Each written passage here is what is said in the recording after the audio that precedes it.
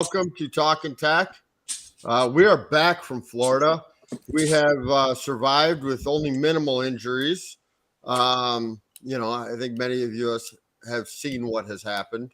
It was a disaster, but we did get trashed, and we trashed a lot of caves. So that was good. And I think before we get started, I think for today's show especially, Bender, you need to read our disclaimer so we don't get in any trouble, so lawyers aren't pissed off. Well, lawyers are always pissed off, Bob, but we'll get right at it right away. So the opinions expressed in this program are not necessarily those of B. Larson Metalworks, Fully Tech Marine, Fully Tech Mechanical, the Discovery Channel, Nat Geo, the Bill and Melinda Gates Foundation, or anybody who may employ or terminate the employment thereof, Bob or myself. All names, places, and situations are purely fictitious. If anything sounds familiar, it's purely coincidental. There may be some colorful language tonight, so it is time to send the kids off to bed, unless, of course, you're in the state of California, in which case you're a shitty parent. Your kids aren't going to turn out anyways. Your discretion is advised. Now, before I ask our guest and Bob what they're drinking, there's an important point of order, and this one's important, so go ahead, Bender. I prepared a couple words. This is starting to get around, so we're just going to get out with it here. So on Tuesday, February 14th, our friend Jeff Shirk suffered a major heart attack, of which he did not survive. Jeff suffered a life-changing injury in his early 20s, and that left him with a permanent physical disadvantage. This never stopped or slowed him down from becoming a fixture in the Tobermory dive community. No matter how tough the conditions, Jeff showed with $1 million smile and a cooler full of beer. He was the guy to call when you needed to burn a few hundred miles on the way on the way of a long dive trip. Despite his disadvantages, he became an accomplished underwater photographer and technical diver. In the words of Jared Jablonski, he's got bigger balls than me. Jeff was one of the founding members of the Devil's Rejects Technical Divers and one of my closest friends. We're dedicating this episode of Talkin Tek, which isn't worth much, to Jeff's memory. Now, all right, Bob, what are you drinking? That was for Shirky. So, what am I drinking? Well, I'm drinking rum. I am drinking, let's get this over. Papa Pilar's. It's a sherry cask aged Solera rum. It's delicious. So that's what I'm drinking tonight. How about you, Bender? I am drinking a Black Gold. King's got the light is terrible. Kingswell. I guess it looks backwards. I don't know how to invert that. Bob's is right, but mine's not. No, it's fine. Does it look fine? It doesn't look right for me. So you're Black fine. Gold Kingswell Lager. It's from Petrolia, Ontario. It's made with, the water they use for fracking. They pump it back out of the well afterwards, and then mix it up with some hops and shit. So, Tanya, what are you drinking? I'm still kind of suffering the effects of a little too much champagne last night. So I'm not drinking a hell of a lot. I'm starting out with like the most boring stuff on Talkin Tek ever, probably tea here, but I do have my shit's fucked mug. Shit's fucked. So, but when it's shot time, I bought this for my husband for his birthday last year, and there's a little bit left. So I'll finish up the Johnny Walker Blue tonight. There you go. In my Eric Petkovic. Oh, I got mine too. That's what I'm drinking out of tonight. Well, Thank the you, cool kids Eric. are using. Huh? That's what all the cool kids are using. It is. Eric is the man. All right. So why don't not everybody knows about you. You are kind of the shark photographer, right? I do a lot with sharks. And why were you so fucked up last night? What were you celebrating? We were celebrating. I recently found out I was elected to the Explorers Club as a fellow for my shark research stuff. So that was quite an honor. That was nice. Very nice. That's pretty awesome. So I'm gonna show you. I do a little bit of shark research myself. Let me. All right, I gotta see this. So I actually wear shark skin boots. Every Is that day. real shark skin? Was that going to be the super offensive thing? Yeah, I wasn't sure how you'd take this, but that is real shark skin. You sure that's not alligator, Bob? No, no, no. I went and bought the What shark, kind of shark? a dead one. A I dead. don't know. It's fucking shark.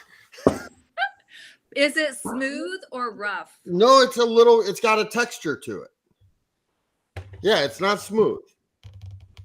So, Is it all I think or is it part shark? well, the part you can see right now is all shark. Okay. Did you buy these out of the trunk of a car, like in the Walmart parking lot, Bob? No, I spent a fortune on these. That doesn't mean And on the side of the van, it said genuine shark boots. No, it said free candy, and I jumped in that van right away. We saw that one in Man, Florida. I don't blame you. Yeah. I got to see the candy first before I get in the van. I'm not stupid. Yeah, well, I'm not too bright. And there's this guy, he had a white panel van with free candy on the side. We figured it was a good idea, so we jumped in. Yeah, that's where she goes. So why don't you tell us about the diving and stuff you've been doing?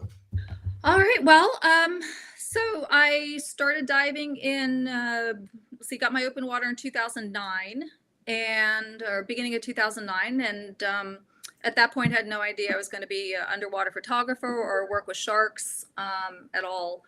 I started scuba diving because at the time I was who would eventually be my husband, we taught skydiving on the weekends, and a lot of the skydivers were also scuba divers, and I kept hearing about their adventures, and so I wanted to go try it too, and I did, and it was another, about 4 years or so before I decided to pick up a camera. And prior to that, I had zero interest in photography. It wasn't like I went from land photography to then underwater. I didn't care about. As a matter of fact, I think, Scott and I Scott's my husband, we went to Utila for our honeymoon, and I saw these guys with their big cameras, and I'm saying, that's stupid. Why would anyone lug all that shit around? Like, they probably don't even enjoy their dives because they're just looking through the camera all the time, So that would not be the first of many things in diving that I have later lived to go, oh, I was really, really wrong about that. And the other thing was sharks, because even a couple of years after I got my advanced open water and all that, and had been in the water with some sharks, I was watching Shark Week and saw somebody swimming, and it's probably a friend of mine now, I don't know who it was, but saw somebody swimming with sharks outside of a cage, and I was just sitting there watching, and I just looked at my husband, I said, what an idiot. So yeah, I'm the idiot now, and I love what I do. My background was science and math. I was actually a mathematician for the DoD, worked Aegis Ballistic Missile Defense Program, and then went to go work for a big defense contractor and hated every second of it. The money was good, but when you're living on Xanax and antacids, something's got to give. So one day I walked into work and I called a meeting with my bosses and gave them my badge and my laptop and told them I was resigning effective immediately and I was going to go work with sharks. That's kind of awesome. Yeah. I did let my husband know what I was going to do, though. I did. So you at least told him. Yeah. Be like, hey, guess what I did today? Yeah. Nice surprise. Yeah. Nice surprise. And that was back in 2015. So and then it's kind of branched out, though. I started out with photography and learned it pretty quickly on my own. Won some awards within about 6 months, and it just really came naturally to me. There are other things that I try and I just will always suck at, but photography was just one of those things I really liked, and I was good at it. And then because of my math and science background, that kind of parlayed into the research that I do now, especially with North Carolina sand tiger sharks, and then got into working in front of the camera, behind the camera with, like I was on National Geographic last summer and stuff. So there's a lot of facets to what I do, but it mostly revolves around sharks now. Wow. So one thing that for those that haven't seen her photography, there's a lot of photographers where their stuff kind of looks the same, underexposed and overproduced or over reworked, or a bad negative that's just been beaten to hell with Photoshop or whatever. But your stuff has a very unique look to it. You can see one of your shark photos, and you can tell who the photographer is not unlike, I would say, some of Becky's shipwreck photography, which is often emulated but very seldom duplicated. Certainly, I'm not a photographer, and don't give up your tricks of the trade. But how did you come up with this combination, or the secret? You know, the secret recipe of herbs and spices that get your shot? I don't know. The honest answer is I don't know. There are things I do, things I like in photography. I like crisp details. So my priority is using a fast shutter speed to freeze those details and kind of working around that. But there's, the honest answer is I don't know. Like there's a series of shots I took back in 2017, the sand tiger bait ball series off of North Carolina, but sand tigers with all the bait fish around and stuff. There were a lot of other photographers in the water the same time I was. And none of our photos look alike. But I think that a lot of times I'll see a photographer, like if a shark swims by and the photographer is right there, perpendicular to it. I want to get another angle. I want to get underneath it. I want to, what unique vantage point can I get? And that's a lot of what I look for. Well, what can I do differently? Apart from everybody else. Yeah, I want to do what hasn't been done, and that's really hard. And that's why, like, I didn't go to Guadalupe for a long time, where the white sharks are, because you have to be in a cage there. And there are so many amazing photographers that have gotten great photos from the cage. And I thought, well, what can I do differently? Not a lot in a cage. I mean, I still went eventually and tried and kind of worked with the light rays coming through and all of that. But, it is tough. And if there was a secret sauce, man, I'd start holding workshops and teach that to people and make a lot of money. But I'm not really sure what it is. But I do like the details, and I like the unique angles, the unique vantage points. That's what I try to go for. And just getting close up, really close up to the sharks, to the crocodiles. And you're diving exclusively open circuit? I am so far. So I want to take this as an opportunity, because I've had this discussion on dive boats and at shows and so many other places. You get this 47-year-old dickhead that's on a rebreather, and he's telling you that, well, the reason his trim is shit, and the reason this, and the reason this, and the reason this is you don't understand, because I'm on a rebreather. It changes everything. And you need this rebreather so you can get so close to wildlife. You think you can get close to wildlife, but when you're on a rebreather, you can get right in there. And I've always argued that, like, I am a rebreather diver, but I use that for its own purpose, for extending a range or extending limits and logistics. I just find that argument of using a piece of equipment to make up for just sort of shitty skills. Like, it's been my limited experience with wildlife that if you're just calm, they'll tune into what you're doing. Exactly. That's what I was going to say. That's exactly what I was going to say. Yeah, I would love to have a rebreather to stay down longer, go down a little bit deeper. But I don't yet.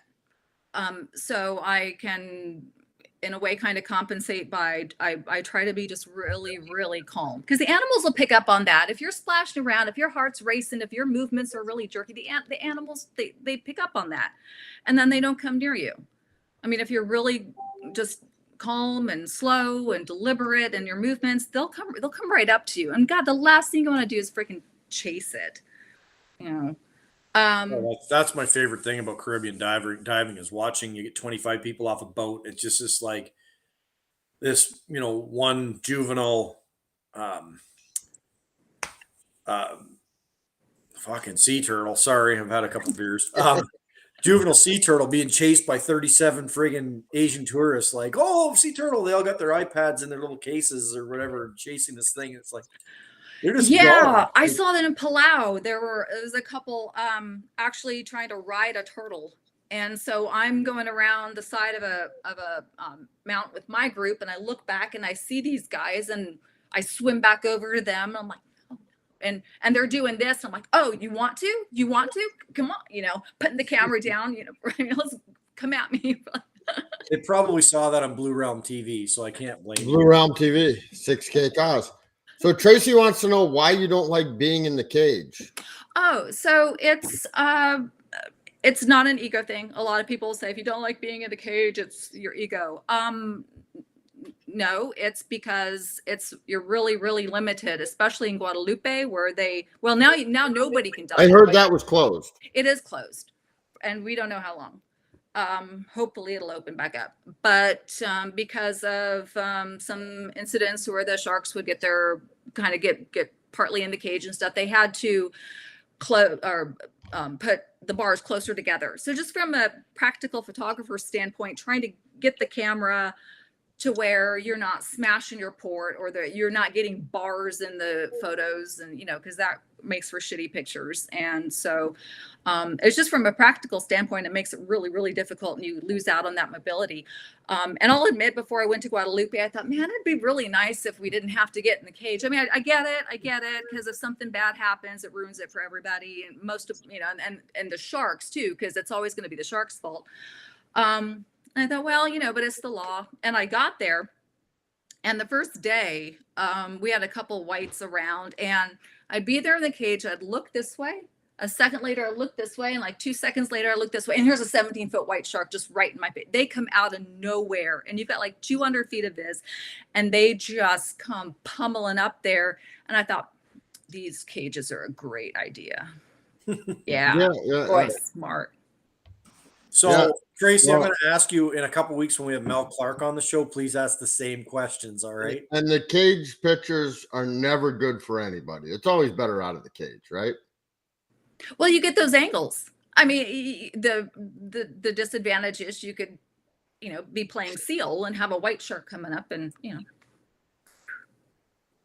that can happen. See, that's why I stay out. Then you're calling Dan. Yeah, right. Yeah, that's no good.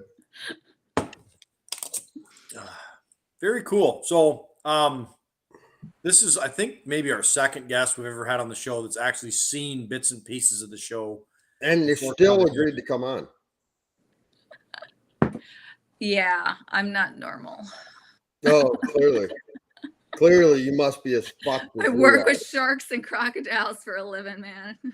So tell us about crocodile photos, because that's something really different. You don't hear about that a lot. Scarier than.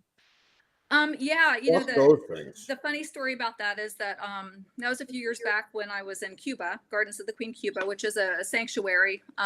The crocodiles and the sharks, they're all left alone, and for the most part, and they have plenty to eat. It's a really healthy environment. So I spent a total of about 3 days photographing the crocodiles, and so when the first thing people think is I have a telephoto lens. There's no such thing in underwater photography as a telephoto lens. In fact, I use a fisheye, which means I have to be right up on it. If the crocodile is 20 feet away, it might as well not even be there. It's going to show up, like that big in the photo. So I have some pictures of my husband took of me from the boat photographing the crocodiles when I was in the water. And you can see they're right up next to me. And so I got home from Cuba, and I called up my dad, and I texted him some pictures. I said, hey, look what I got to do. And he got so pissed at me. And he said something you never think a parent's going to tell you. And he said, really, crocodiles? He says, can't you just stick with sharks? And my dad was a Marine. I mean, my dad's fought in wars. I get my personality from my dad, that my adventure aside from dad. Can't you just stick with sharks? Okay. So yeah, but then he kind of calmed down, because look, it's not like I go, oh, crocodile, jump in the water. I stood on the boat and I watched them swim around, probably for about an hour. And I wasn't the only one there photographing them. In fact, there was a group, of 4 divers, 4 guys, and they were on the liveaboard with us. And this is the first day they had done this before. They had gone to Cuba. They photographed the crocodiles before, but the first day they were if the crocodile went somewhere, they were right there following it. And it was really hard to get pictures, because I don't want these guys in my pictures. So, me trying to do the nice etiquette thing, and I wait for the crocodile to come over to me, and then I start taking my pictures, and these guys bump right in and start, like, okay, first day they're excited, whatever. Second day, they're pulling the same shit. And here I am trying to lead by example. I take a picture and I get out of the way for them, but as soon as I start lining up a shot there, I get a fin in the face, I get nudged, or they come in front of me to get pictures of the crocodile. So by day 3, and, I always try to be kind of professional about this. And I'm pretty non-confrontational until I'm not. Until day 3. Until day 3. And somebody got told. Day 3 is when I got that photo that just won the mangrove photography with the daytime one where the crocodile's right there, the split shot. And I'm lining it up and I'm about to press the shutter and I get nudged by one of those guys. I put the camera down and my husband was up on the boat and he goes, "Ooh, this isn't, here it comes." And I just lost it. And I just looked at the guy. I said, "Can I get just one fucking minute with the crocodile? That's all I'm asking, one fucking minute." And he just kind of takes his camera. He fucked off, didn't he? He fucked off. He got told by Tanya. He fucked all the way off. Oh, that's beautiful. And like 5 minutes later, I took that shot. I took that split shot. And then you won an award with it. Yeah. Yeah. I hope they saw. So that guy really can fuck off. Right. So if you're getting him, we're not even to the fuck off part of the show yet, but yeah. Well, the whole show is kind of the fuck off. Getting in my way when I'm trying to photograph a crocodile, you could fuck off. So don't get in her fucking way. That's okay. Well, that was the same dude. He was trying to take selfies with the crocodile. I shit you not. He's trying to, and at that point, you just go, man, I don't blame the croc. Then just give him a little shove into the crocodile and see what happens. Right.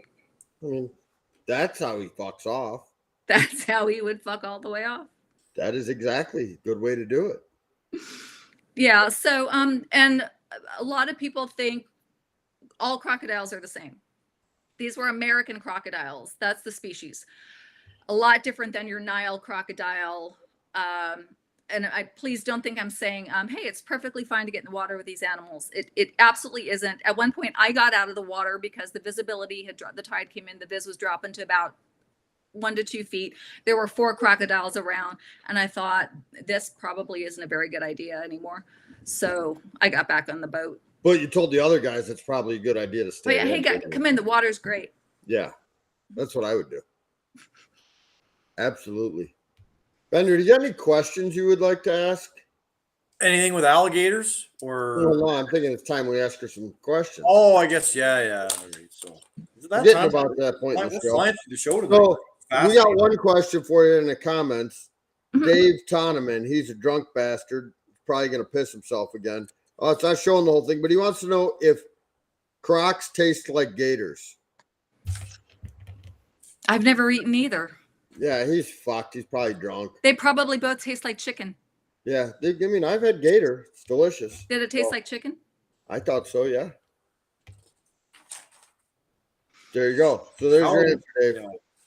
Dave's probably wearing Crocs right now, so. Oh, he's on the liquor hard right now.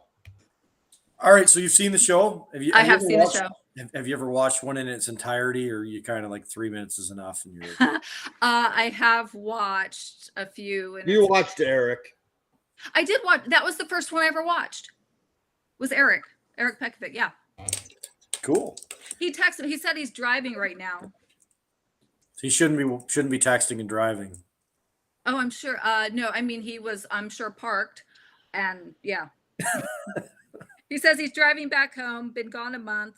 Log in as quickly as he can. Yeah, he told me he's going to try and watch. All right. I had. Oh. I got one too. So he's texting and watching Talking Tech and driving. Well, he's driving. Way to go, Eric. Setting an example for the rest of us. That's okay. He's basically like Jack Bauer, so he can do anything he wants. While holding a Glock. Yes. So we do Talkin Tek 20 questions. Are they still the same questions as? They change a little bit. They are. They evolve a little bit over time, but we just kind of go with it. And if you think something we can add, let us know because we're always trying to make it better. But the rule is you have to answer them all, and it's like the speed round. Okay. So, are you ready for? I don't remember them all. Yeah, I'm ready. All right. Gas or diesel? Diesel. Wet or dry? Wet. Coffee or tea? Both in the same day. Tea. GUE or TDI? TDI. Beer or wine? Wine. Top or bottom? Depends on my mood. Open circuit or closed? Oh man, open until I can afford closed. Computer or tables? Perdix. I don't have an answer for that. I asked that about Blue Realm TV the other day. It didn't have an answer for that either. Power or sail? Power. Better photographer? Becky or Jill? Becky's my girl.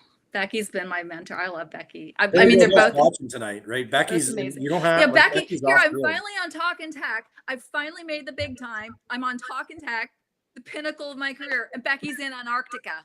That's okay. I think you're the first one who said Becky's better than anybody. So, you got that going for you. There you go, Beck. We love you. Rust or wood?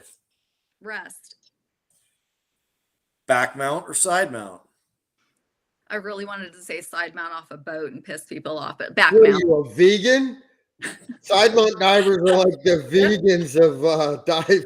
No, I have never dived side mount. No, we're going back. Back Good. mount. Better captain, Captain Kirk or Captain Picard? Picard. I like her. Yeah, good answer. What if I told you, this might change your mind, Nobody cares. that Captain Kirk is a Canadian? Nobody cares. Good for him. I'm American. Yeah, America. Fuck yeah. So you guys would rather the And okay, I've never watched either though, just to be so you guys honest. like Picard better, even though he's English. Okay, so and he's got the Western. sexy bald thing going on, and the name is French. So Nobody likes the French, so he's got that against him. Yeah. Oh shit, that's gonna get us kicked off YouTube again. Salt Again? or fresh? Yeah, again. okay, Sorry. what? Salt or fresh? Salt. Rex or Caves? Rex. Johnny Cash or Elton John? Oh man, both answers are right and both are wrong. Elton John. Ginger or Marianne? Ginger. Deep Air or Trimix? Trimix. And best movie? The Deep or The Abyss? Abyss. And that is Talkin Tek 20 questions. 20 questions right there. Right. That was pretty good. She's a trooper. Yeah. I think it might have been 19 questions. I don't know. We need to work on that. We're not sure, but I don't think anybody watching's actually counting, so we're okay. No. They probably can't count that high anyways. They're watching this show. They're not. I'm a that- former mathematician. I've never even counted them. Yeah, exactly. Oh shit, she counts though. We're in trouble.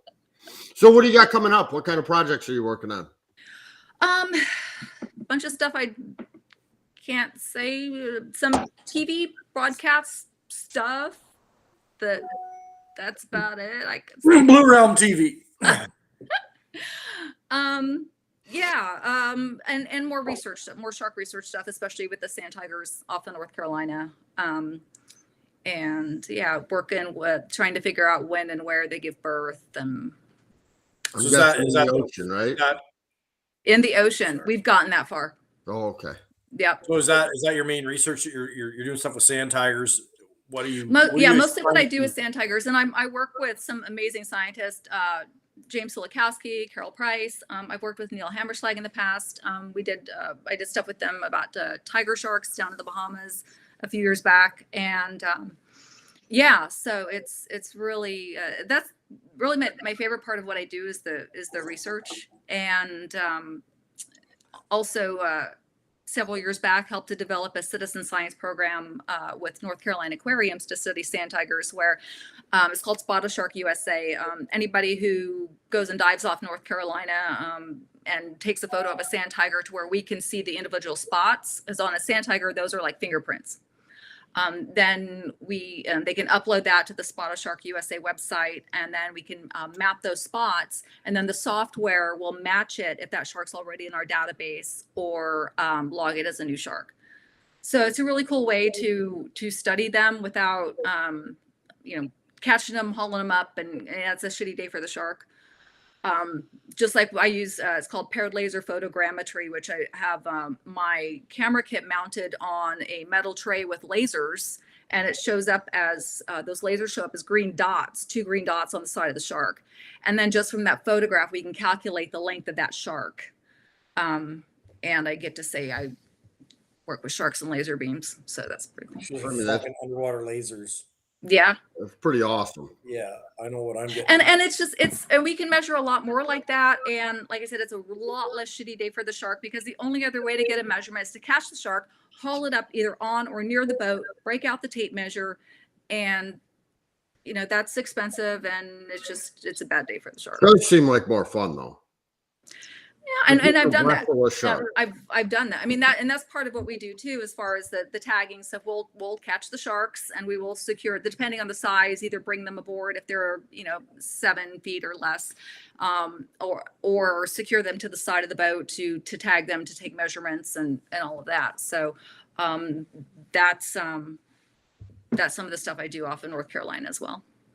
Do you, when you're doing your research, your diving, do you see the same sharks over and over again sometimes, or is it Okay, so with the sand tigers, 99% of the time, no.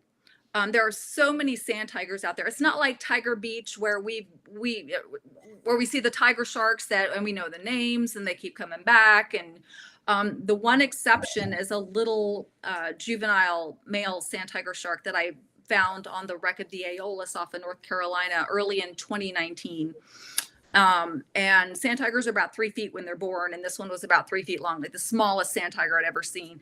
And I was excited enough to have found that shark that day, little baby shark.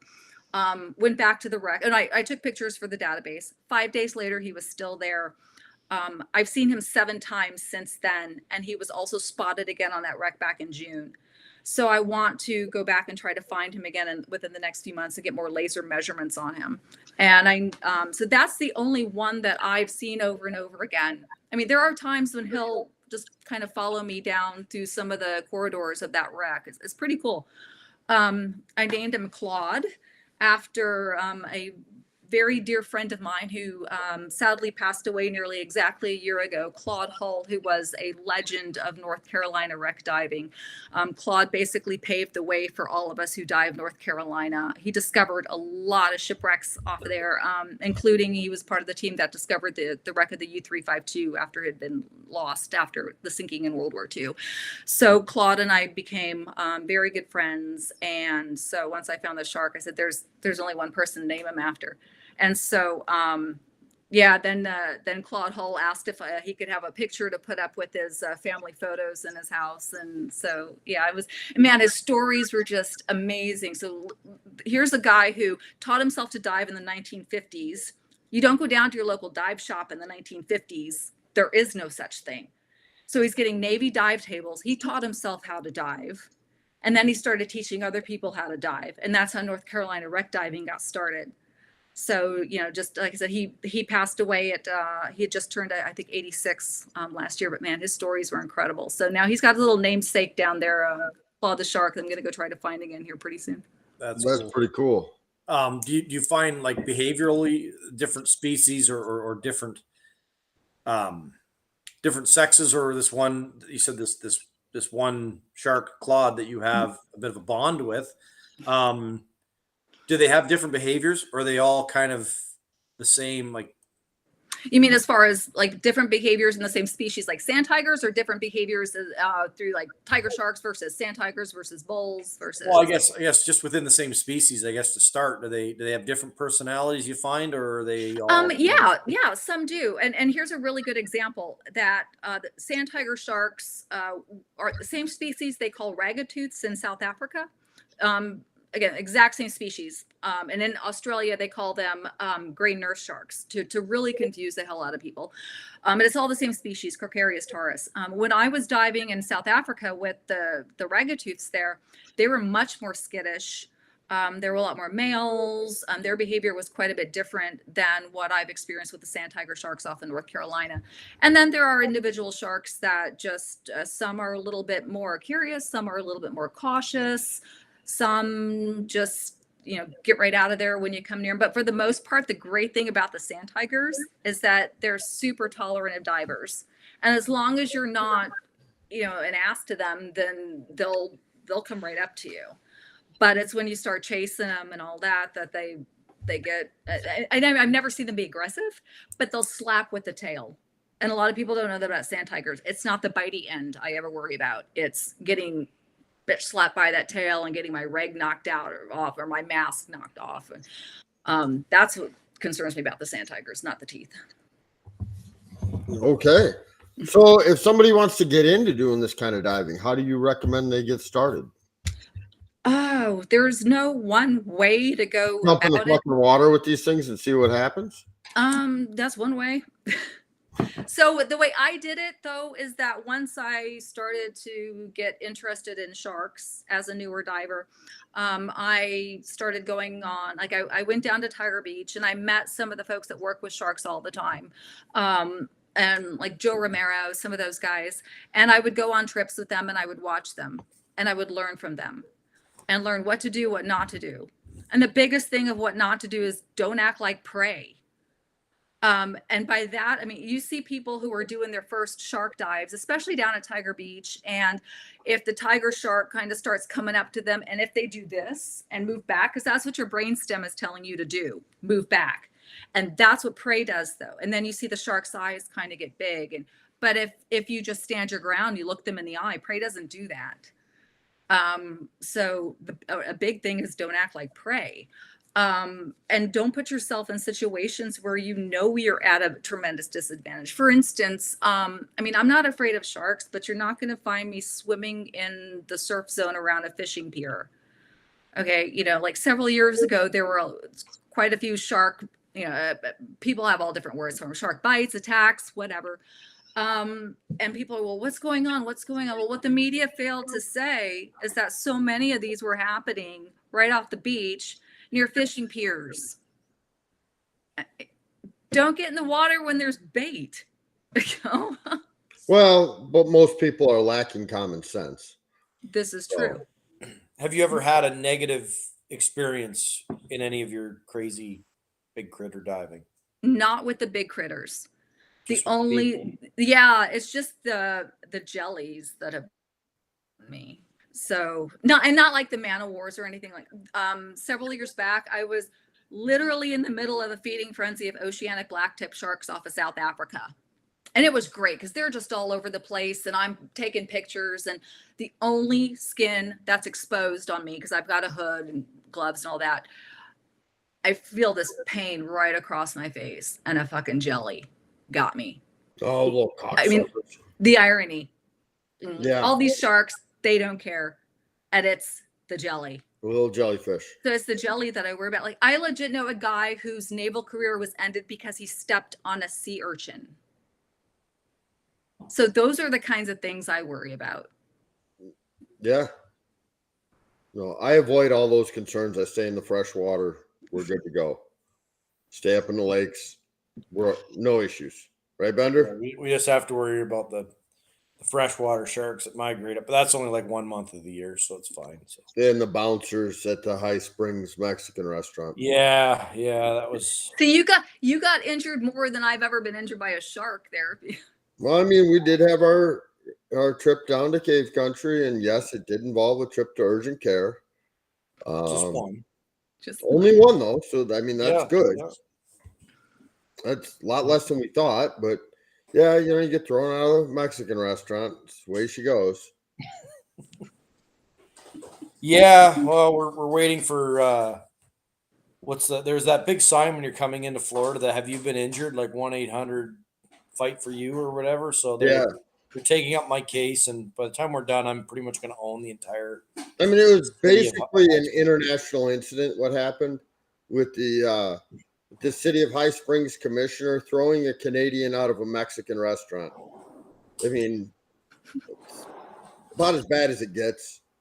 So you guys can go on the site and see the video of it, which fortunately somebody caught it on video and posted it, along with there's some other video too of the host of this show diving side mount too. Just putting that out that's there. fake news. That It didn't happen. might be fake news, but it's also on video. So, okay, well, time for a drink. It's been time for drinks since Monday. Well, let me grab my Liquorman's, the unofficial sponsor of. I gotta grab mine. So hold on one Oh, second. please no. Oh, here we go. Here we go. What? Yep. I knew it. Liquorman's, and let's see if I can figure this out. Eric, there's our Eric glass. I have to get one of those fancy glasses at the show this next Yeah, week. you're not cool enough. I'm classing up the joint because it's basically the first thing that I saw. It's I got this for my husband for his birthday last year, and there's a little bit left. So Well, you're a little too fancy for us. We're drinking Liquorman's. It's an old dirty Canadian whiskey. Canada's finest export. Yeah. If you drink too much of this, you'll piss in somebody's hotel room at the dive show in Michigan. We have somebody watching who may or may not know about that. Yeah, so there's that. So guys, cheers. Good Cheers. show.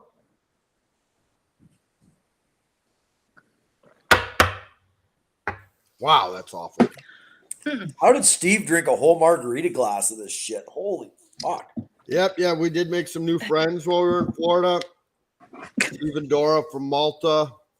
I think I'll bring you up here in a little bit in the show, but we will be having them on the show to talk about diving in Malta. We got to figure all that out. We'll come up with something. Looks like Dave Toneman, whoever this bastard is, he agrees that Liquorman's also works well as carb cleaner. I'm just wondering, is that why you drank half a fucking bottle of it and started pissing on things and missed the show the next day? Or was that something else? And there we go. So, Tanya, you got anything else you want to add? Anything else you'd like to talk about? Where can people find you and your work? my website is blueelementsimaging.com. And then you can see not only the pictures, but some of the TV I've done when I was on National Geographic, Today Show for some of the shark research that I was involved in, and some background of the research I'm involved in, all that. And yeah, no Shark Week though. No Shark Week. Oh, I feel like you want to tell somebody over that one. Well, it's getting to be that time. I think we've got a few more minutes. We can work up to that. But Well, we can work up to that. We can let her compose her fuck off here. 'Cause I feel like Shark Week might need it. Yeah, I'm gonna be intentionally a little vague about a few things, but so yeah, I was supposed to star in a show on Shark Week last summer, and it was to take place off of North Carolina. Yeah, it had, by the time I was given the breakdown of what was going to happen, which was only a week and a half before the shoot was to commence, they had decided to make it kind of look, not kind of, think of like a scary movie, but with sharks. Oh, nice. Yeah, which is exactly what I've spent my entire career now with sharks trying to do, is to make people afraid of them. And then some of the situations that I was to be in, such as suddenly realizing I'm running low on air at 40 feet. Look, if I'm running low on air at 40 feet, I've fucked up horribly. So yeah, making it appear like I, the kind of the damsel in distress sort of thing. And so I finally, and there were just a lot of safety issues. And this was not, I want to backtrack a little bit, because the way that a lot of these shows are made are that individual production companies will pitch a show to the network. So it's a lot of times it's not the network saying we want to do this, and whatever network is involved is smaller production company. So the production company had wanted me to do a lot of this, and but there was going to be a conservation message at the end. Yeah, after we had scared the shit out of everybody. But I was told by someone of authority in this whole thing that people don't really want feel good educational shows about sharks. They want to be scared. And I said, well, obviously we don't have the same target audience then. And so a week and a half before this shoot was supposed to start, I backed out of it. I told them I wasn't doing it. Would have been a really nice paycheck, but I just felt like my reputation would be shit. And I would be a sellout. And honestly, I've seen people I once respected who kind of did that. And I thought, what if somebody who likes what I do was watching me do that? How would they feel? And they would probably think the same thing, sellout.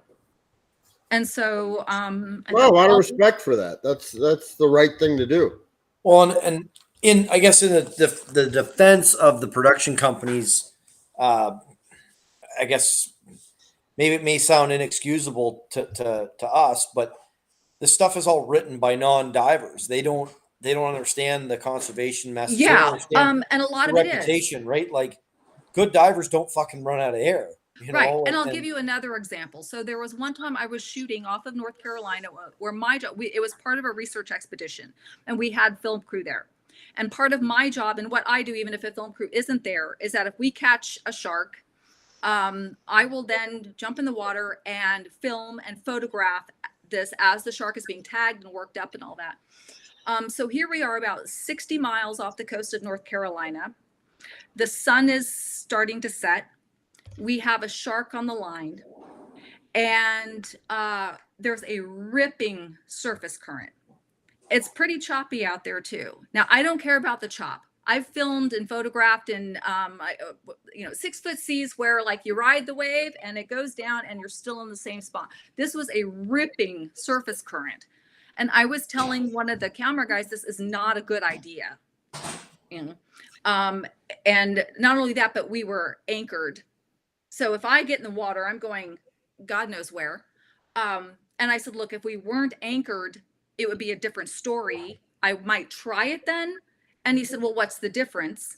Okay, well, the difference is if there's a surface current and I get in and the boat's anchored, the boat's staying still and I'm going God knows where. If the boat is drifting and I'm drifting, hopefully we'll kind of drift together. And then it was suggested that, well, can't we just tie a rope around you and to the boat? Yeah, that sounds fun. I mean, look, I'm not exactly risk averse, okay? I've jumped out of airplanes 400 times. I work with apex predators for a living. If I'm telling you it's a bad idea, it's a really fucking bad idea. I think you might be correct there. Might be onto something. I mean, ultimately, this stuff is inherently risky enough. Why make it more risky? I have a husband and a son I want to come home to after every shoot, after every expedition, So I didn't, yeah. Understandable. Well, and there needs to be more discussion like that in the sport in general, not just when we're producing movies or television or whatever, but at all levels. I think, risk analysis and having really honest discussions about the dive plan. I've heard some really bad dive plans over the last couple of years and haven't had the nerve to speak up and say, hey, I wouldn't do that if I was you. And I think we need to break that. And we've, I guess I'm kind of alluding to some future guests we're going to have where we talk about some of this stuff, but it's great that you brought it up. And ultimately these decisions you make are hitting your pocketbook. So you're putting your money where your mouth is by saying, yeah, I'm not doing that. If that means I don't get paid, well, yeah. And that would have been my biggest paycheck to date. That would have been my biggest single paycheck to date. But then I thought, what would it cost me in the long run? And I'm Right. not trying to make it seem, Yeah. oh, I'm such a saint, but God, I couldn't have lived with myself. I just couldn't have. Well, that's the right thing to do. You're standing on your principles, and that's smart. That's what we should all do. We I'm a little don't. bit poorer for it, but We'll do anything, right? no, but Oh, and I yeah. don't want to make it seem like that's all. I mean, I've worked with some incredible companies, production companies, some great, but you definitely get those types that only care about ratings and revenue. You're not going to name names, are you? Not if I don't want to get my ass sued. I mean, you don't want to work for them again. So what's the oh harm? Doing Talkin Tek. This is her single biggest paycheck. Well, Bender, I think it's getting about that time of the show. It's getting there, and I shit, man, it was a nice vacation last week, but Monday I had somebody on the list, and it's Friday now, so there's a few more. So Oh, fuck. who wants to go first? Well, I guess I'll start it off. So, we met some friends. We made some new friends while we were down in Florida this trip, right? We made some new friends from other parts of the world. We met some friends from Malta. Well, Steve and Dora, I think you guys are great. I really do. Steve, I'm looking forward to hopefully spending some time with you this weekend. But having lunch with you today when you came to Chicago, knowing I had to do a show and forcing all of that beer down my throat before I had to do show, you guys can fuck right off, and I hope to see you soon because we had a lot of fun. All right. Tanya, who do you got? Oh God. Well, anybody who asks me to tie a rope around myself in a boat can fuck off. Well, here's a start. So I told a charter customer I was going to tie a rope around her neck and drag her back to the dock. Is that Did she tell you similar? to fuck off? I don't know. I didn't listen. Oh, you know who else can fuck off? Whoever secured my new custom Jeep Cherokee to the transport vehicle Oh, fuck. and dented it. Oh, angry. It's fixed now. Okay. But I would have had that vehicle a month ago if they wouldn't have dented the tailgate and the If they would bumper. have just fucked off in the first place, this all would have been avoided. Right. So whoever did that can fuck all the way off. Oh, I did see photos of your new Jeep. It looks beautiful. Pretty nice. Thank you. Thank you very much. No, it does now. Now that it's not dented. Yeah. So yeah, nice big old dent. Yeah. Well- And the dealer called me and he said, but don't worry, you're not going to have to pay for it. I said, I know. I wasn't going to. What the fuck? I'm not going to pay for it. Sounds like the dealer can fuck off too. Yeah, they need to be told as well. I mean, it is all fit. It does look great, but damn, I mean, come on. That's why you can't have nice things. Why we can't have nice things. Yeah. All right, Bender, who do you got? I mean, we don't have that much time because I know your list is long. So, I'm going right to the top of the list, and it's fucking balloon people. Just fuck off with the balloons. Oh, fuck, we found out the one they shot down over Alaska they think was launched right here a couple miles north of my house. Some like club that launches balloons in the air. No, aliens. It sounds better that way. Sounds a lot better. I do thoroughly enjoy them sending like a fucking $600 million fighter jet to fire a $2 million missile at a fucking $1,200 balloon. Yeah, seems like money well spent. Yeah. Pretty interesting. Pretty interesting. It's not aliens. They're not going to mess with it. I think we're probably just a reality show that they laugh at on their home planet. Oh no, there's aliens out there. Me and Hefe saw them up in Superior last year. I don't know if Hefe's watching, but he's got the photos. So yeah, Hef knows there's aliens out there. We watched them. Man, I want to come out. I want to dive the lakes with you guys. Great. You coming out in the spring? But can I do it on my, my open circuit embarrassing? You could dive it in open circuit. We dive rebreathers. Doesn't mean you have to. Yeah, absolutely. I mean, you could do recreational level, technical level. I mean, we did all the technical stuff for a long time at open circuit. Now you get a little deeper. You don't want to be on trimix because it's getting ridiculously expensive. So you stay a little shallower, but there's a lot to dive. I'd love to, especially how much I love to dive racks. I'd really like to come up there. Absolutely. Yeah, We'd we got love some to cool have you stuff. out. Some cool Thanks. stuff. You need to sign up for one of Becky's trips. What you need to do is buy a new set of dry gloves on your way to one of Becky's trips. And then on the Saturday morning while you're on the boat, ask Becky to show you how to put them on your suit.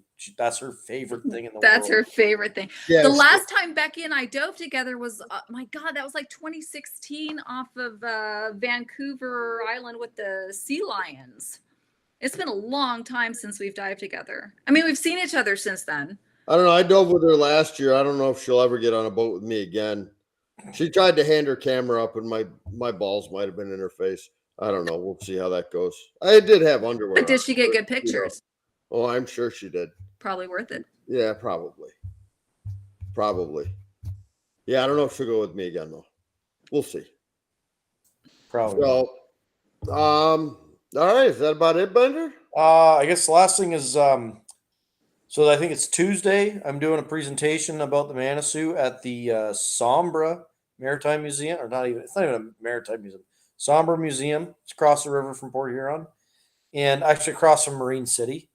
And then a few days after that, the Great Lakes Shipwreck Festival in Livonia, Michigan. So I think Eric's going to be presenting at that. It's going to be messy. Well, we got Eric presenting at that show, so you should go see Eric. But more importantly, Big T Man is presenting at that show. And I believe Rusty is too, the crop duster. He's got a presentation about some probably newly discovered, rediscovered virgin, some kind of wreck that he was the greatest diver ever on. I think he's presenting as well. Who? The crop duster. Never heard of him. Yeah, most people have it. There you go. In case you were wondering. Yeah. Cool. Well, so anyways, get a hold of Tracy Click. He's got tickets coming out the wazoo for the show, so make it down. It's going to be messy. There may be some live stuff from Talkin Tek, and I think Friday night next week we are going to do a show live from the Livonia Convention Center. Or wherever it is. Everybody out of the water. Livonia's coming. And looks like Latoya just shared a link for the Great Lakes Shipwreck Festival. That should get you to the website, get you all the information. Go on there, check that out, and come join the party. I think Friday night ought to be pretty interesting if we're all up there together. Oh, my liver's starting to hurt already. Just I know, but your wife already thinks I tried to kill you twice. Now we're going to make it 3 times. So, we'll see how it goes. But yeah, we hope to see you guys there. And Tanya, where can people find you next? Facebook best or? I'm if you go to Facebook, it's Blue Elements Imaging and Exploration. You can see what I'm up to there. Instagram handle is at Blue Elements Imaging or the website. So usually post quite a bit of what I'm doing on social media, and people can follow me there. I'd appreciate it. Thanks. Awesome. So everybody follow her. Real quick, one more thing. Bender and I shot a whole bunch of stuff when we were down in Florida. Stay tuned to our YouTube channel. So if you don't like and follow that yet, fuck you. You need to start doing that. And we got a bunch of gear reviews and all kinds of shit. Rebreather demos and scooter information and batteries and all kinds of cool stuff coming out. And we'll be releasing like 1 or 2 a week for a while now because we filmed quite a bit. So check that out. Those will be coming soon. We'll probably have more information for you next week when we actually figure some of this shit out, like how to share a video. We haven't gotten that far. So, all right, guys. Look forward to seeing everybody next week. And thank you to LCT for setting me up with these chemical ice packs. I've been using one a night on my ankle, and it's not helping. So well, that's why we brought a paramedic with on our trip because we knew he was going to need it. I gotta see that video of the throw. Oh, it's there. I gotta see it. It's there. All right, we are gonna sign off now. Tanya, you can hang out because we can All talk right. for a minute without all these fucking people watching. Thanks. So we're gonna